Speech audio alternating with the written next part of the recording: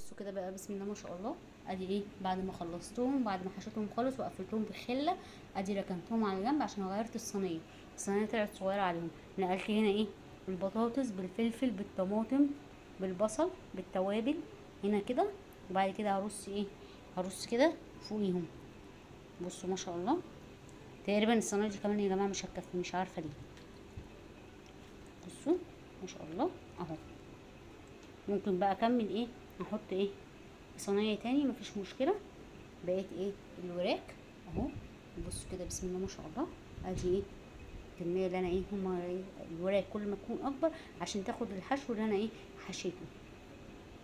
زيها زي الحمام الكداب يا جماعه، وتعمليها زي الخلطه هتديكي طعم اكتر يا جماعه. يعني رز بس من غير بصل ولا خضره لا، هتديكي ايه طعم عادي عشان تديكي جوده احلى.